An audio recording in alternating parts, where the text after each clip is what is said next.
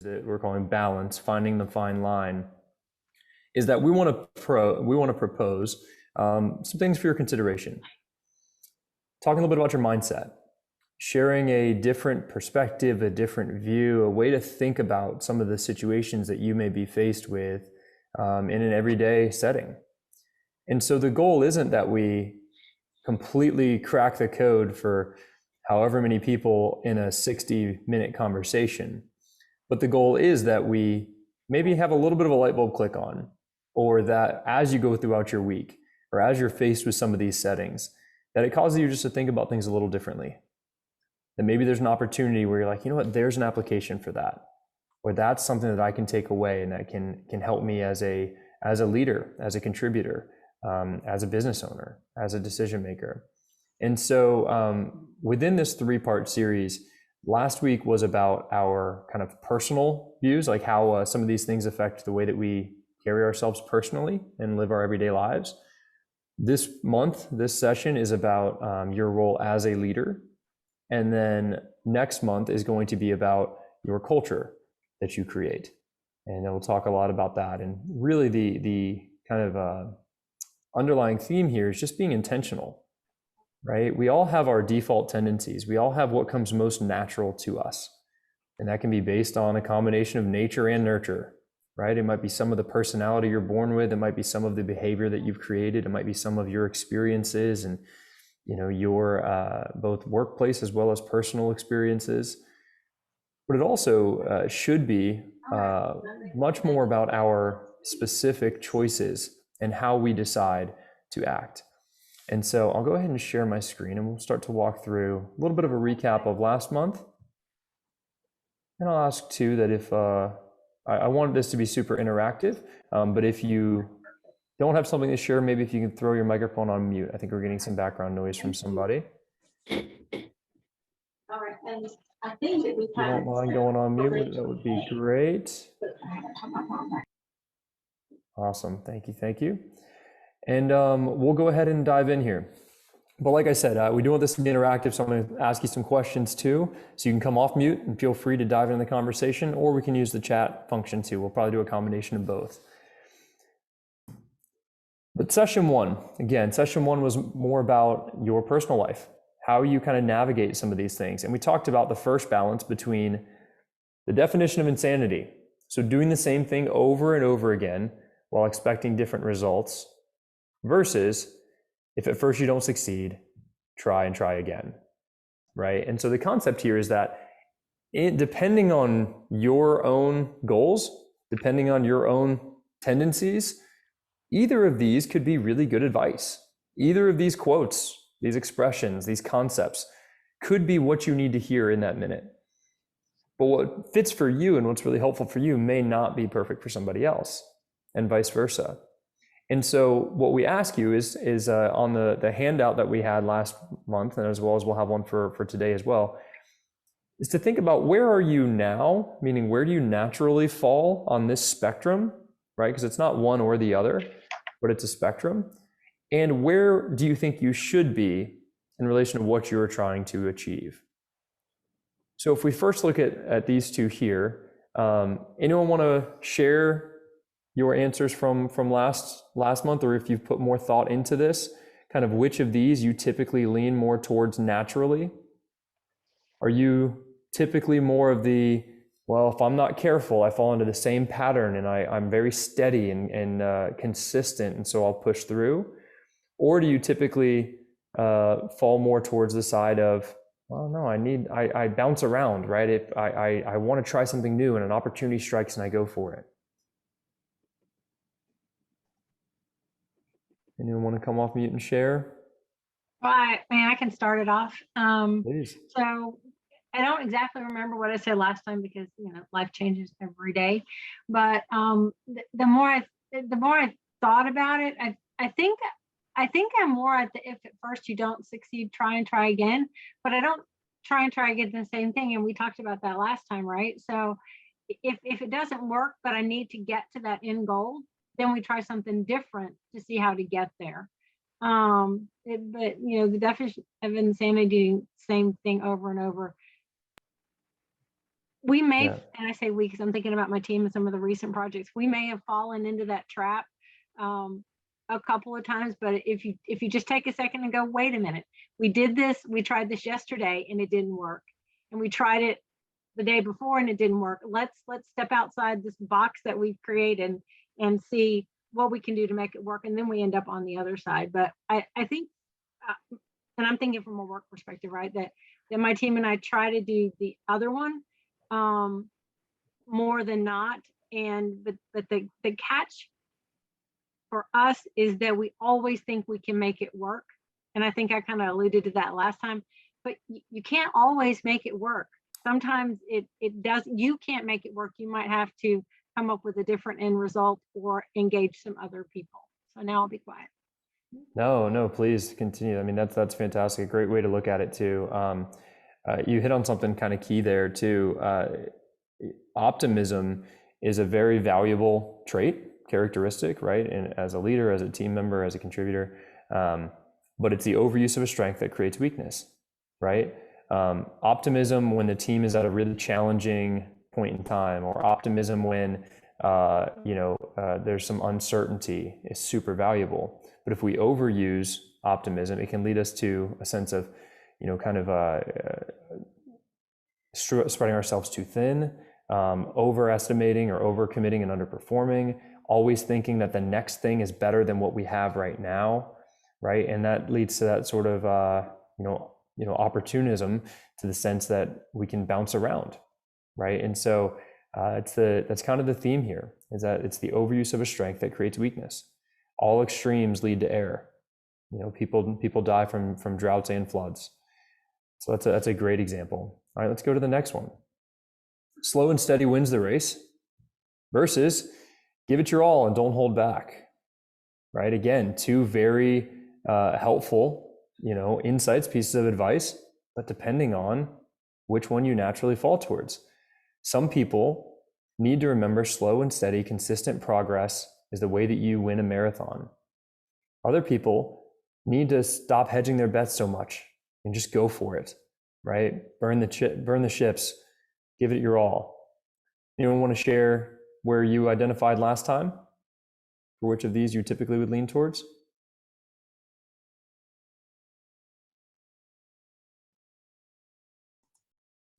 Hi, this is Francine. I didn't have the pleasure of attending the last session, but when I look at this, I think it depends on what the scope of the project is. Sometimes it's slow and steady wins the race, and other times I have to know when to hit the gas pedal and give it my all and don't hold back. So I guess that means I'm in the middle.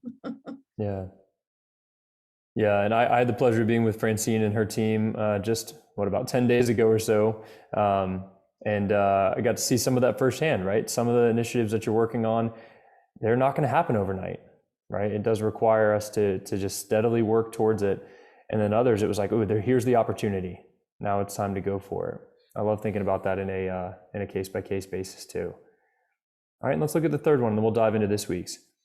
Extreme ownership, so the sense of saying, no, I'm going to control the outcome. I'm going to win at all costs. I'm going to figure it out, versus accepting what you can't control, right? Recognizing where your resources are best utilized, and not allowing that to cause discontentment, right? Or dissatisfaction, by recognizing that there's certain things that simply are outside of your influence or outside of your control. Anyone want to share your concepts, or maybe anything that if you thought about this one between our last call and this one?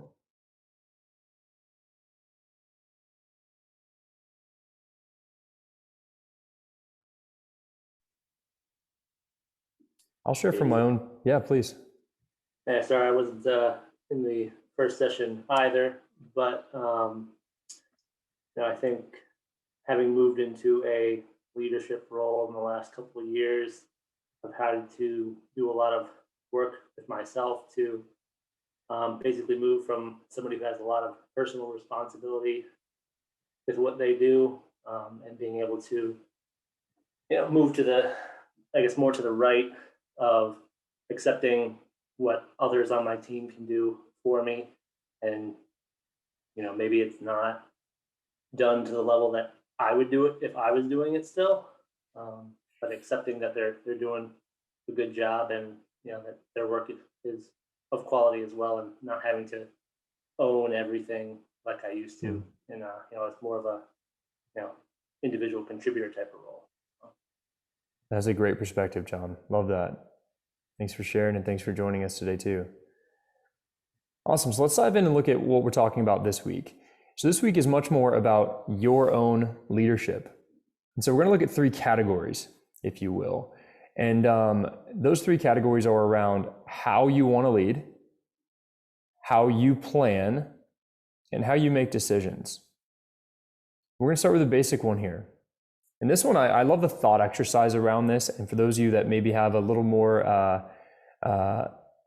owl tendencies, I do want to add a couple of disclaimers or clarifications here. I'm not in any way saying that humility and confidence are mutually exclusive, right? You can have both. But in the moment, and when you're thinking about how it impacts your decision making and how you want to be perceived, how you want to build your brand as a leader, where do you typically fall between confidence and humility? And Lauren or Brooke, if one of you can go ahead and throw the worksheet for today into the link, or we can distribute that. We're going to be sharing a worksheet that'll allow you to choose where you are today and where you'd like to be on each of these. So if you check your chat box, there's a handout PDF right there that you can go ahead and open up. That'll allow you to choose along that spectrum. And so before we get into answering that, let's walk through what that could look like. So if we think about it, what does the extreme of either of these look like? Again, all extremes lead to error. Any virtue carried to the extreme can become a vice, right? What is the extreme of confidence? Because I think we can all acknowledge that confidence is important to have as a leader, right? It's an important trait. If you want people to follow you, they're called leaders because we go first, right? If you want people to follow, you need to be confident in what it is that you're doing, what the direction that you're going. But humility is also so crucial that it can't just be about your needs, or just be about, oh, look at me and look at that. I know where we're going. I know how we're getting there. It's also an element of servant leadership, an element of vulnerability, an element of, nurturing the team, or we're all in this together, right? So they're both immensely important as leaders. But anyone want to share, and you can throw in the chat box or come off mute and share, what does it look like? What does the extreme side of confidence look like? If confidence was overused to the point that it became a weakness, what does that look like as a leader? And this is Mark. I'll be glad to comment. I often distinguish for people the difference between, and I'm going to throw in the word arrogance, which is maybe an extreme form of confidence. Is that okay, Ben? Sure, of course. So the way I look at it and the way I define it, imagine you're at a target range, whether it's bow and arrow or guns, whatever. And of course, with the target, there's a bullseye. So confidence is, for sure you're going to hit bullseye. That's great. Arrogance is, for sure you're going to hit bullseye, but no one else can. So when confidence to an extreme takes over and it makes other people feel less so, less capable, whatever, because your overconfidence excludes them having that capability. That's when it becomes a problem. That's a great metaphor, Mark. I love that. That's great. What about the other end? What about because humility is a good thing, right? It's always good to stay grounded, to have that level of I love the quote too. Humility isn't thinking less of yourself, it's thinking of yourself less, right? Thinking of yourself less often. But what does it look like if you were to overuse humility? If it was carried to the extreme, what would that look like as a leader?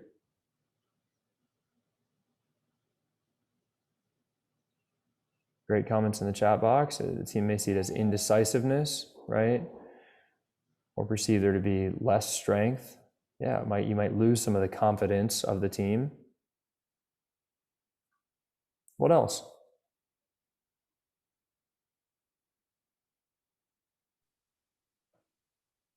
You get to a point where you spend too much time thinking about other people and not about yourself? Where do you start to not be taking care of things to take care of yourself?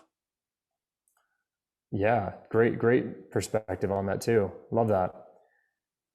We have a lot of awesome comments on this. So no accountability, insecure, little belief in yourself, plans may change all the time, and no clear direction.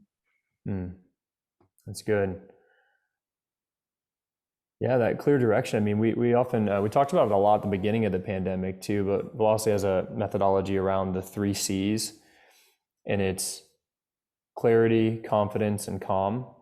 And the 3 things that leaders need to show at all times, but especially in a time of crisis or in a time of change or in a time of uncertainty. And so being able to look at that and say, that level of clarity, it requires confidence to be able to give clarity, right? It requires that in order to give direction and show, here's where we need to go. And it's just about us recognizing that any of these overused could become an extreme. So then if you want to open up your worksheet, why don't you identify where you typically fall? What's your default tendency along the spectrum here between confidence and humility? And then where do you think it should be based on your leadership requirements right now, based on your team, based on what you're going through as an organization or as a team? And then we're also going to look at it. And I just want you to think about too, what do you do when you can't do both? Meaning if in a specific moment, it's hard to show both confidence and humility, what do you do? Where do you fall? And then also think about which situations bring out your best and your worst. Often those 2 questions are helpful in thinking about how you typically fall. So I'll give you just a second to answer that for yourself. Also share Aubrey's comment here in the chat box. It can be very hard to find the right balance in any of these characteristics if you're too far in the direction of humility, because you may take on too much feedback that isn't based on what is more important in the moment. Absolutely. Very good point.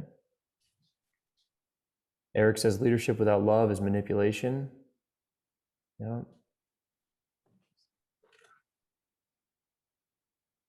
So I know this is a little bit of a vulnerable question to ask, especially to then open up for discussion, but I'll see if we have any brave, responses here. Anyone want to share where they identify you naturally fall on that spectrum, and then which direction you think the needle should move?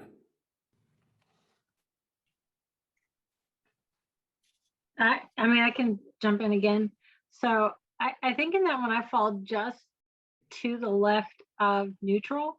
And I think for right now, for the team that I have, I think that's the right place. Sometimes I might need to be a little bit more towards the confidence, depending on the situation, because I have a team that has been through a lot, and they need that strength of direction. I'm good, thanks. Okay, that person that won't falter and change directions, and that they can look to guide them. But I also know that I have to have a little bit of humility, because this team also, they're brilliant. They know what they're doing. They just need somebody who can stand up and show them a direction and say, this is where we're going. Yeah. But if they have a better idea, I can listen to it, but I think I'm in the right place for now. Now, next month it might be different. So.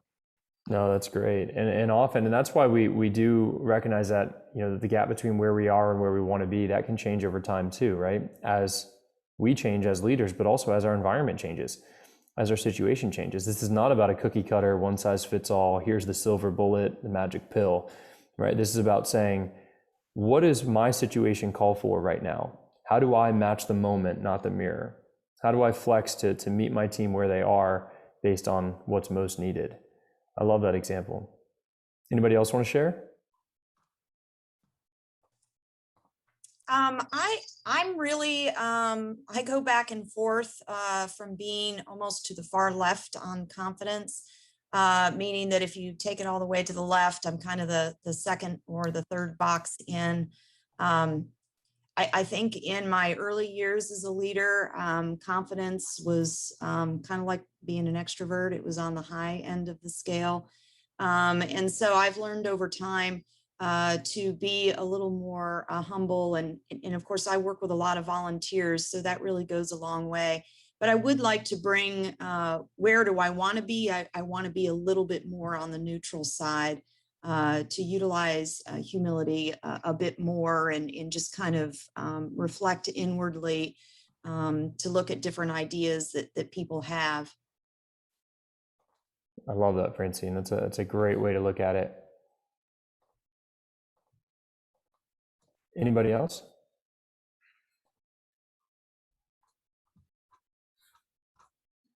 And you've both done a good job, but I'll also give the disclaimer, the example too.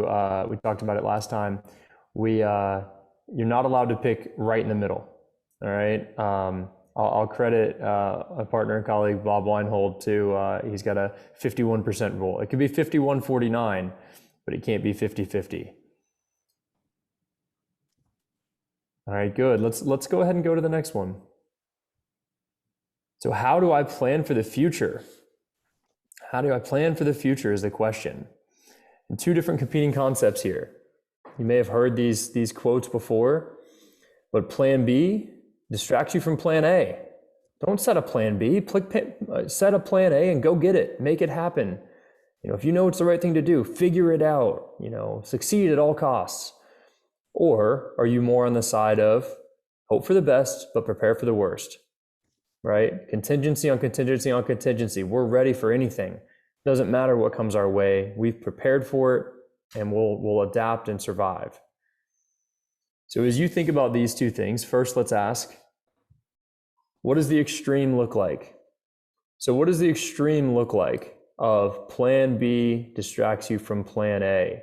Meaning like go all in on plan A. What would it look like to carry that to the extreme?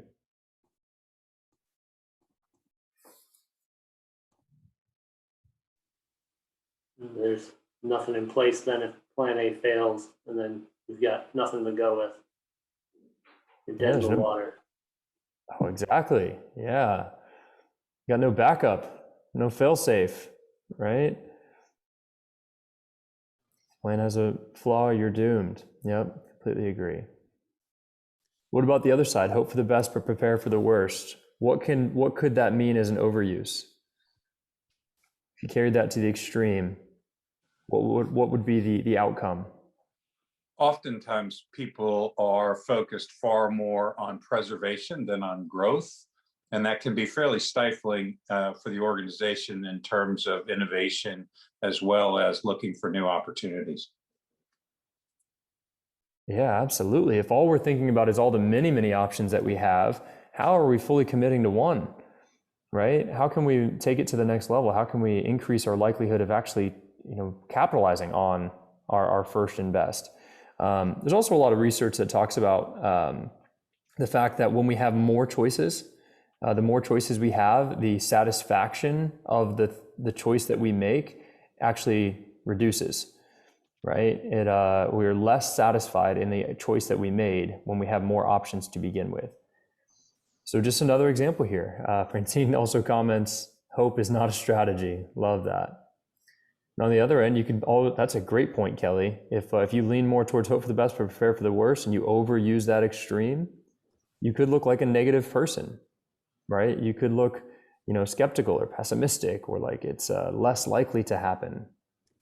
Right. So this is kind of a optimism versus, it's funny. A lot of people that lean more towards the skepticism side, some people would call them pessimists. They would call themselves realists, right? And in reality, they're probably skeptical is probably a pretty good description, somewhere in between. Great example.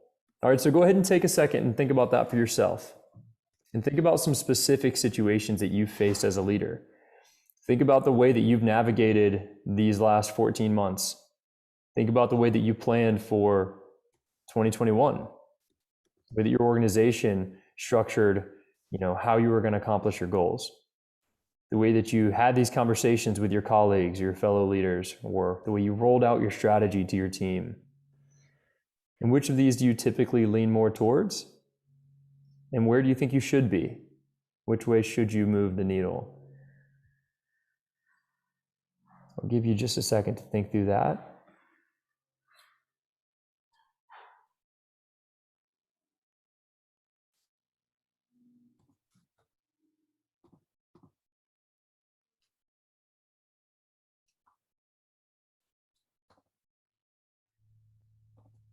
Anyone willing to share? And then I'd love to hear maybe some specific examples of where that's played out for you.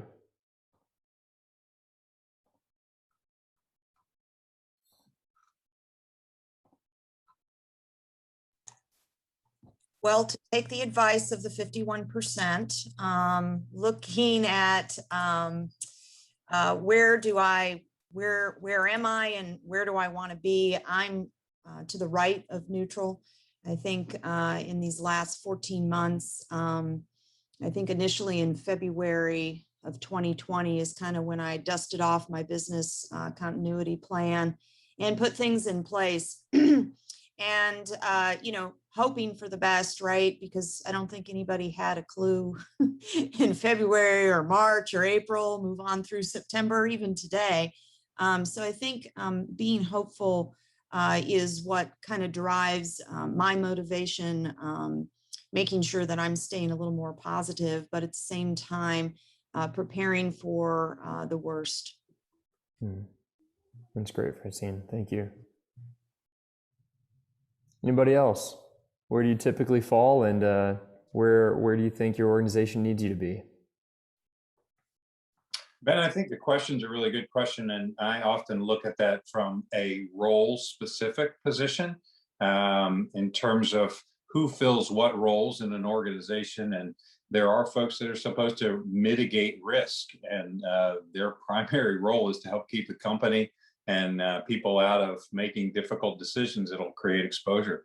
But there's also folks that are supposed to drive towards the growth of the future. And I can say that over my career, I've landed on both sides of that in the different roles, and also based on the organization. If your company's getting ready to sell, it makes sense to drive a lot of revenue, but to have an untoward event in the previous months right before evaluation happens, you lose a lot of opportunity. So all those things are also dependent upon the phase of the business as well.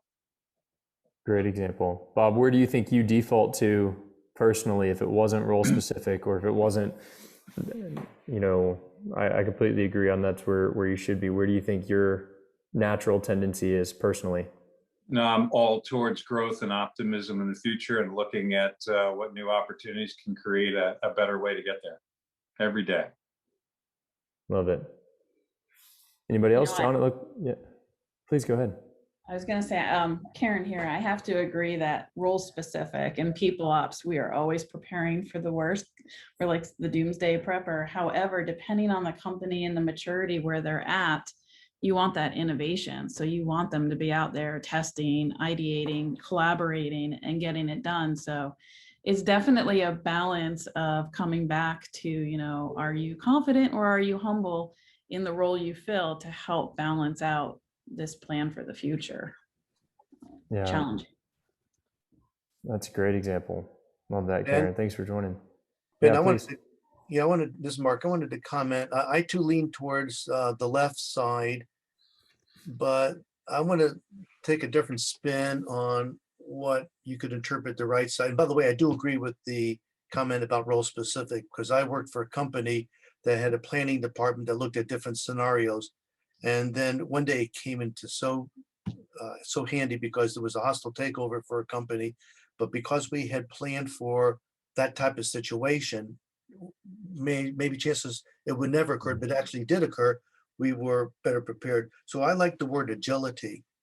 So when you have your antenna up and you look for possible roadblocks or difficulties or obstacles, and you're able to kind of spot them ahead of time rather than when it smacks you in the face, then that sort of agility or awareness better prepares you. And it is if you want to look at it as a paradox, it's really managing both at the same time. How do you stick to plan A, but also have your antenna up, be prepared in case something else goes awry, rather than seeing it as an either or. Anyway, I lean towards the left side. Ben. Yeah, No, that's a great perspective. I think that's the ultimate goal, right? Is recognizing that it's not necessarily one or the other. These are a spectrum, and there's somewhere in between that ability to be agile, to pivot, to use the word that Karen just threw in the chat box as well. I think that's so crucial, especially, if the last 14 months or so hasn't taught us something. It's that we have to be adaptive. Francine, I believe you have a word for that, don't you?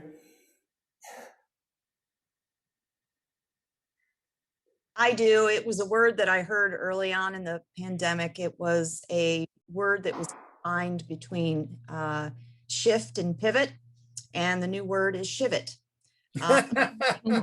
Just make sure you don't say it 3 or 4 times Too fast, fast. or do something like I did, which at one of our board meetings, I said, we just shiveted all over the place last year. It's a quote that probably will go on my gravestone now. So. Yeah, that's a great example. So there are times where we'll just need to be prepared to shivot, and when we do, we'll make sure we're ready. Awesome. And let's go into our third one. So we talked about how you want to be perceived, how you want to lead between confidence and humility, how you typically go about planning for the future. I mean, do you set a plan and then go out and just tenaciously execute it, or do you build out your contingencies and maintain some additional agility and maybe preserve some resources to be able to adapt if you need to? But then the last one here, so I also want to look about how you make decisions.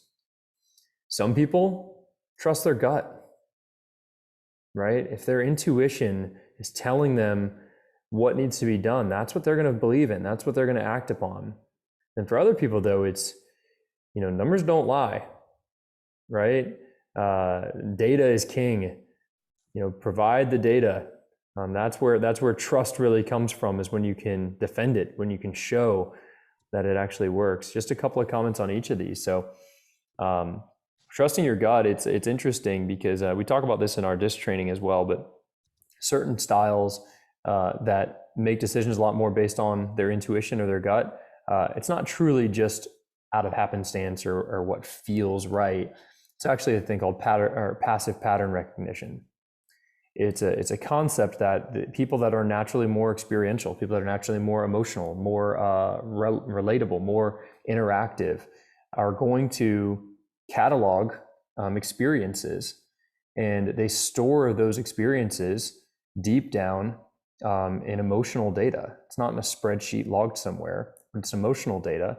And then over time, as they're observing all these experiences, and then they need to make a decision around something, they're reflecting back on all of those things that they've observed.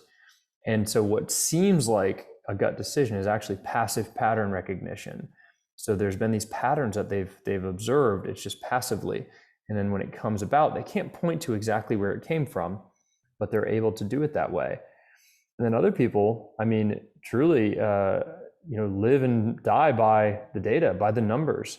And at scale, with major decisions, when there's a lot of risk and a lot of impact, obviously, we need to be making decisions based on, fact, what we can determine to be true. So I'll ask the same question here. So what does the extreme of each of these look like? What would the extreme of trusting your gut look like? If you were to overuse that, does it feel right? Do you connect with that decision? Your limbic system, is it firing in a sense that says, no, this is the right thing to do? What would it look like to overuse trusting your gut?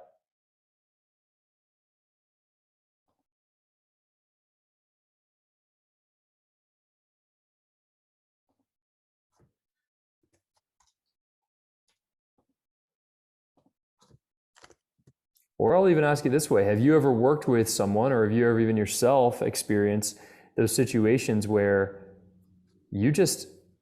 although all the information, all the logic, all the data showed you one story, you just went the other way anyways because you just felt like it was the right thing to do? So I'll jump in. I really like the passive pattern recognition. And I think implied in that is that you have enough experience to see patterns. And so probably to the extreme, to answer that question, if you are trusting your gut when you don't have enough information to have seen a pattern, you just kind of think you can make stuff up, like, off of much less passive data, to use that frame, that would get bad and you should end up making a lot worse decisions. That's a great point, Rick. It does require you to have observed enough of those patterns for them to actually be patterns, right? When you see something the first time, it's not a pattern. But when you see it a few, then it can qualify as a pattern. Some great comments in here too. Aubrey shared, I think, something similar to what we were just talking about, right? The totality of our experience. So the gut is another form of data. Also have lack of confidence in the leader or project as others who don't know your background. Yeah. If you're overly trusting that, not able to communicate effectively your rationale or your logic behind why you made that decision, it doesn't matter if it feels good to you, if the rest of your team is like, what are we doing here? Right? I think that's a really important layer to that. Karen said, I found much of this is up to the overall team to trust each other in their expertise, where we balance out our data with gut and experience to provide insights, recommendations, or solutions. Love that too. That's great. All right, what about the other side? What about if you overused numbers don't lie? What if you overused, the drive and desire for data? And I'll tell you, we in a lot of our strategic planning sessions, that I would say the number one, kind of increasing priority for a lot of organizations is making data-driven decisions. It is very, very common lately. A lot of organizations the past couple of years, because it's easier to aggregate data, easier to use that data for business intelligence. And so a lot of organizations are pushing towards that. But what does it look like to carry that to the extreme? Numbers can be manipulated. Yep, may not always lead the correct way. Sure. Anybody else? What would it look like to overuse the desire for data, numbers? You lose the human side of making decisions. Absolutely. Mark says numbers are important, but they need to be put in the context of a benchmark. Yeah. It's not just about the numbers, but how do we use the numbers? How do they inform our decision making? Good. So take a few minutes and go back to your worksheet and answer this for yourself. Think through, what does that actually look like for you? Where do you typically lean? Are you more of trust your intuition, trust your gut? I know what I need to do because it feels right. Are you more of, no, I want to see it. I want to see the numbers. I want to track it. I want to measure it. I want to know exactly what I'm looking at here.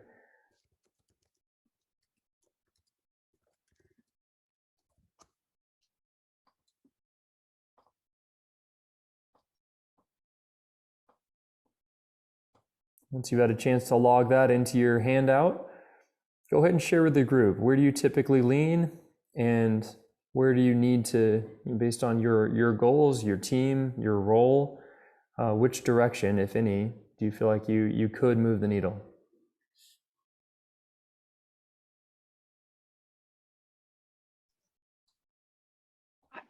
I can jump in again. I tend to go towards trust my gut, and the company is, as you said, a lot of companies are going more towards data driven, so that's probably where I need to go. But the question that kind of caught my eye on this one was the middle one. What do you do when you can't do both? So a lot of times in what I do, I have to make decisions that I have some gut buildup for, but I don't have it all. And there may not be data to support it. So I have to reach out to other people who have those experiences. And even though there's not true data, they can say, when I did this, or when I was in this situation, this is what played out. And if I ask several of those, then that helps build what I know so I can make a better decision. That's a great perspective on that. I love that. And that also brings up another interesting topic. How do you then go about it if your gut is telling you one thing, someone else in your team's gut is telling them something else, and the two of you need to come to consensus? You need to come to an agreement, right? Then how do you go about navigating that? Yeah. Anybody else want to share? Ben, I think you're reading my mind, because that's like the next layer of this. Like, depending on the role we fill in the company, we do trust our gut, and then we use the numbers as data, and you kind of leverage that in the conversation, but what do you do when others on the team have their own personal, whether they're professional experiences or personal opinions about how to handle that? Like that I find is the bigger conversation and the trickier conversation that I would love some sort of solution to, because it's a challenge. Yeah. Has anyone else ever faced that same dynamic? What do you do? Anyone have some advice for Karen or others on the call?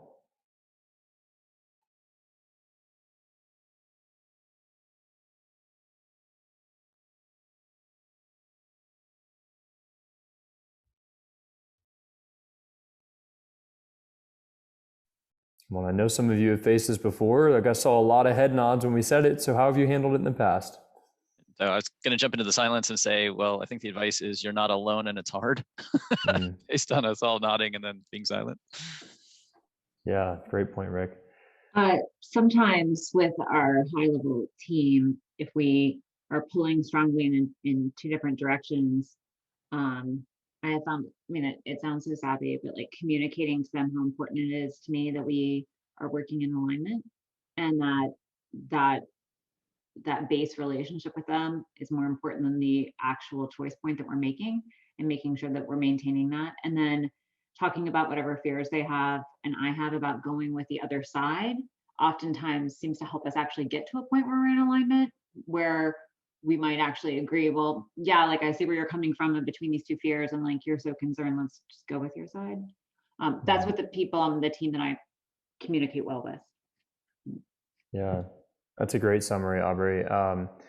It's Mark has a good comment here too. When you're right, then gut seems good, but when you're wrong, in the face of data that's something different, you look foolish at best, incompetent at worst, right? And one of the principles that we often recommend when it comes to group decision making or coming to an agreement is that ideally you could reach consensus, right? Where everyone thinks the same thing, everyone agrees that it's the right thing to do. But you have to have, the standard is commitment, right? Because there's going to be times in complex problem solving, in challenging strategies, when you're making decisions around very complex issues, there's going to be times where not everyone is going to perfectly agree with how we should go about it, right? And so regardless, we need to stay open-minded enough that we can get to commitment, because regardless of whose idea it was or how we go about it, the team has to be aligned. That word alignment is so key. And so we do a process called a teaming agreement, where leadership teams, many of you have probably gone through that with us, where teams create a set of agreements that they're going to commit to, like a code of conduct or behaviors that they're going to show, and how the leadership team works together. And one of my favorites, if I can get the phrasing right, it was, we will candidly discuss problems during meetings and wholeheartedly support decisions after meetings. And I think that's such a good way to look at it, right? And we have to be able to navigate some of these things and talk through them. But at the end of the day, we do have to get to alignment. Any other comments on that? Anybody else want to share? Where do you typically fall?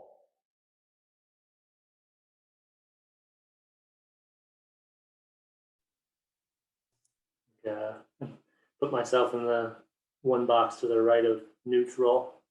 I'm a financial guy, so I like numbers. But I think longer term, I'd like to be maybe one box to the left of neutral. I think kind of goes along with what everybody's been saying about, as you get a little more experience, which I just don't have a ton of as far as the leadership position. Hopefully I'll get to that point in developing it, but for now, I still probably rely pretty heavily on data that's in front of me. Yeah, that's great, John. Good perspective. So it sounds like another topic just to circle back to is how do you communicate when your decision is based off of your gut? How do you win others to your point of view if that's what you need to do, right? If it's easy to state why when it's based off the numbers, right? When you can show it in a spreadsheet and say, here it is, here's my rationale.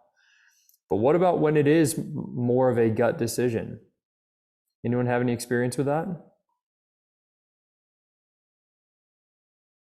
Okay, give examples in the past about experiences. That's a great one. Anybody Talking else? about the potential outcomes of the decision, basically talking about, all right, if we do this, then this is what might happen. That type of stuff, decide what everybody thinks the best outcome, the possible outcome could be. Yeah, that's great. And it's also, it's interesting too to think about the brain science of how we make these decisions as well, right? The pathway that new information goes to the brain, it first goes through the amygdala, asking the question, do I feel safe? If the answer is yes, then it's going to go to the limbic system, which is much more emotional. It's much more about connection. It's much more about how you feel about the topic before we get to the neocortex, which is more logic and rationale and numbers. So it is important that as leaders, we are communicating things in a way that help to create a connection with someone around the decision, around the outcome. That's why when the topic of change management and the topic of navigating crisis or uncertainty, that's so important to create that connection and that relationship so that you have some trust built up, right? So that you can position things in a way that help to connect with each individual person where you're matching the moment of who you're with, but also communicating in a way that that doesn't, polarize from those that care about, being able to see it in true data form. A couple of examples here. Karen put together a formula for us: experience plus examples plus data plus the possible impact to the situation. Love that. If we can cross each of those boxes, that's pretty convincing, right? And Mark says, if you want others to learn and develop, you would need to explain how you came to your gut decision. Absolutely. I think that's so key. If it is your decision, it might be challenging for others to get there. Well, good. Well, in the interest of time, let's talk about where we can go from here, and then we'll also talk about what's coming up next. So hopefully, as we leave this, you'll take the content or the concepts with you and think about the settings that you're in where you do need to be intentional about which way you lead, which way you fall, where you fall in that spectrum, which way you're trying to navigate or move the needle or the dial. Because this isn't about making huge adjustments. It's not about changing who you are. It's not about, throwing out what's worked for you in the past. It's just about looking at it as a continuous improvement tweak, right? How can we turn the dial maybe a little bit one way or another that allow us to be more purposeful and more intentional about the settings that we're in?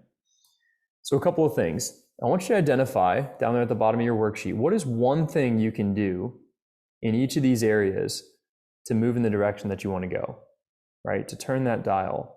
What's one thing? Maybe it's a way for you just to increase your self-awareness around those settings.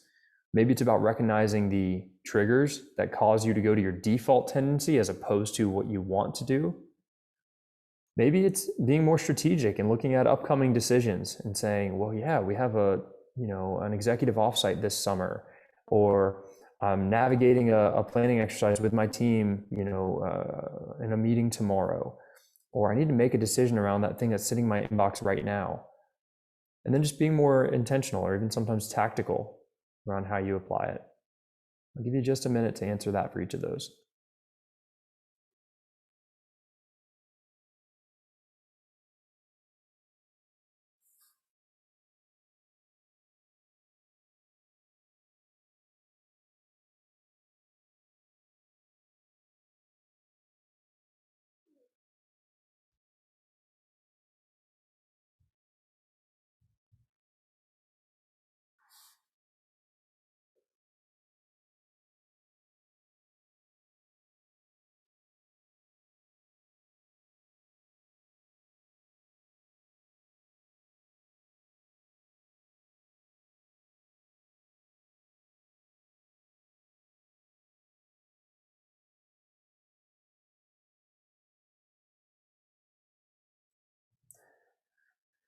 And then also here's some examples of where sometimes an outside perspective can help expedite that process, can help you navigate these in a way that's in alignment with what you're trying to accomplish, where you're trying to go, the goals that you're trying to achieve.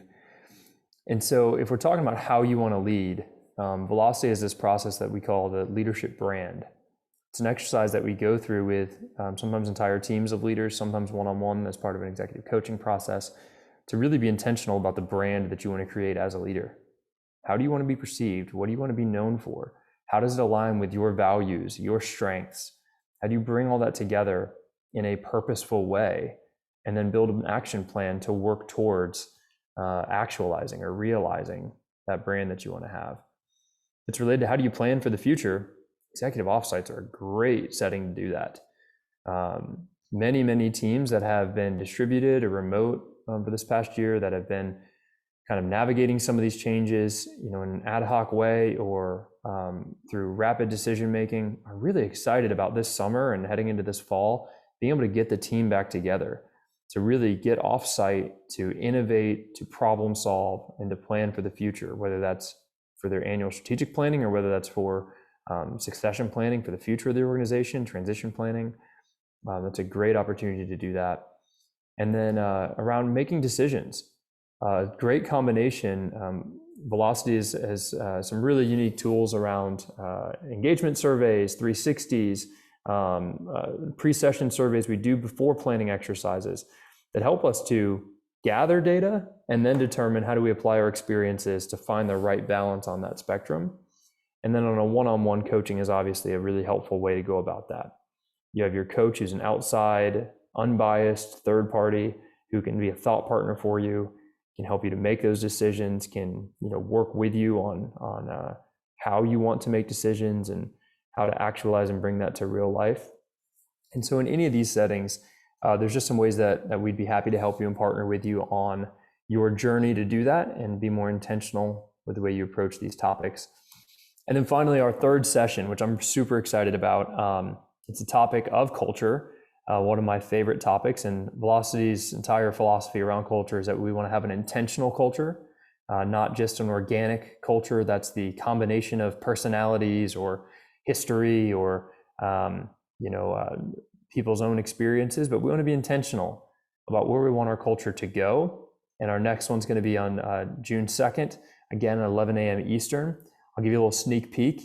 One of my favorite kind of competing concepts on the topic of culture is these companies that love to emphasize loyalty, but they also emphasize meritocracy or a results-oriented work environment where people have to earn it. So that's an example of one of the spectrums that we'll discuss. Where do you fall? Is it loyalty in the sense that, no, we're with our people through thick and thin? Or is it, you got to earn your keep and we're going to reward those that perform at a high level? And there are certain situations where the two are mutually exclusive. So it's going to be some really exciting, thought-provoking discussion we'll have on our next session. But as always, thank you for joining us today. If you have questions, thoughts, comments, feedback, I'd love to hear about how you're even applying this. If there's been other times throughout the month that you're able to put this into use, please feel free to reach out. We'd love to hear from you. And thank you everyone for joining us.